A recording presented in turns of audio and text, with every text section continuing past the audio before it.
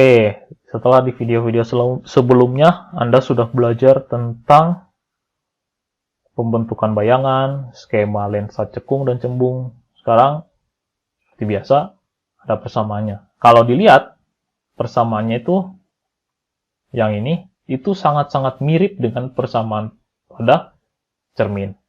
Oke, cuma ya memang perlu ada beberapa penyesuaian. Penyesuaiannya apa aja? Pertama, penyesuaian tanda. Oke, F itu bertanda positif kalau lensanya cembung dan negatif kalau lensanya cekung. Intinya, kalau lensanya mengumpulkan cahaya, tandanya positif. Kalau lensanya menyebarkan cahaya, tandanya adalah negatif. Sama juga dengan cermin.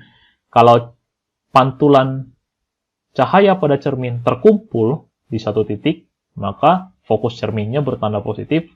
Sementara kalau pantulan cahaya dari cermin sifatnya menyebar, maka tanda fokusnya adalah negatif. Nah, S itu adalah jarak benda ke cermin. Tandanya positif kalau benda di depan lensa apapun, dan negatif bila berada di belakang lensa apapun. Nah, perbedaan ada di sini nih. S aksen itu adalah jarak bayangan ke cermin. Bertanda positif justru kalau bayangan di belakang lensa. Jadi hati-hati, tolong tidak tertukar antara lensa dan cermin. Jadi S aksen itu positif kalau bayangannya terletak di belakang lensa. Kenapa? Bayangannya dibentuk dari peristiwa pembiasan. Sehingga pembiasannya terjadi kalau cahaya berasal dari depan diteruskan ke belakang. Oke? Sehingga apapun bayangan yang terbentuk di belakang sana pasti asalnya dari pembiasan dan bukan perpanjangan pembiasan. Sehingga memang bayangannya harus terbentuk di sana. Sehingga jarak bayangan ke cermin haruslah dikasih tanda positif kalau bayangan di belakang lensa. Otomatis kebalikannya berlaku. Jarak bayangannya dikasih tanda negatif kalau bayangannya terbentuk di depan lensa. Oke? Jadi bendanya terletak di depan, bayangannya juga terletak di depan. Nah, R itu juga sama. R itu adalah jari-jari kelengkungan, bukan cermin ya di sini. Ini harusnya diganti nih. Jari-jari kelengkungan lensa. Bertanda positif untuk lensa cembung dan negatif untuk lensa cekung.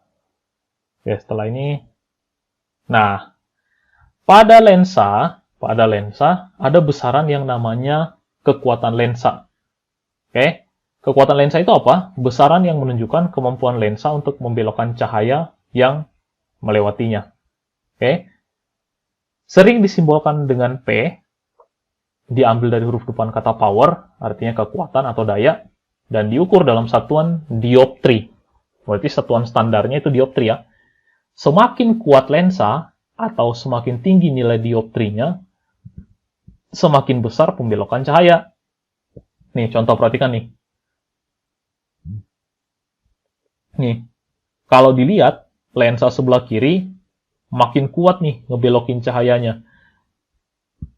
Belokannya makin gede. Oke? Dibanding dengan yang di sebelah kanannya. Nah, sehingga dari dua lensa ini, lensa mana yang kekuatannya lebih tinggi? Tentu saja lensa yang kiri. Kenapa? Ya, kelihatan kok dari gambar, lensa kiri membelokkan cahaya-cahayanya yang melewatinya lebih besar. Dan kalau dilihat, kalau pembelokan cahaya makin besar, jarak fokusnya justru makin pendek.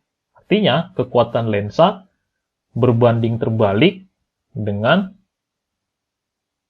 fokus. Kalau fokus makin kecil, kekuatan lensa makin besar.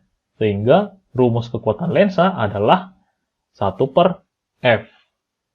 Dengan catatan, kalau mau P dalam dioptri, kalau mau ini dalam dioptri, F-nya harus dalam meter. Kalau ini dalam sentimeter, tapi ini tetap mau dioptri, ini sudah dituliskan, apabila F dalam sentimeter, persamaan di atas harus ditulis, sehingga ditulisnya dalam bentuk gini nih. Artinya kalau dalam sentimeter, P sama dengan 100/F. F. Nah, contoh soal gimana? Yang menggabungkan dua konsep tadi. Nah, kayak gini nih. Suatu lensa didesain sehingga sebuah benda yang terletak sejauh 12 cm di depan lensa menghasilkan bayangan sejauh 60 cm di belakang lensa. Tentukan jenis lensa yang digunakan dan nyatakan kekuatan lensanya. Oke, apa yang kita ketahui? Yang kita ketahui bahwa S-nya terletak di depan lensa sejauh 12 cm. Oke, tandanya apa? Positif atau negatif? Positif dong, kan bendanya berada di depan. Sementara itu bayangannya adalah 60 cm, tandanya apa? Positif negatif? Positif juga. Kenapa? Bayangannya terbentuk di belakang lensa. Pertama, jenis lensa. Kalau kita mau cari jenis lensa, berarti kita harus cari tahu dulu tanda apa yang dihasilkan pada fokusnya. Nah, gimana cara mencari fokus? Ingat nggak? Ingat lah ya. Per F sama dengan 1/S tambah 1/S aksen. Mau dikonversi boleh, mau enggak ya nggak apa-apa. 1/S-nya itu 12. 1/S aksennya itu adalah 60. 1/60.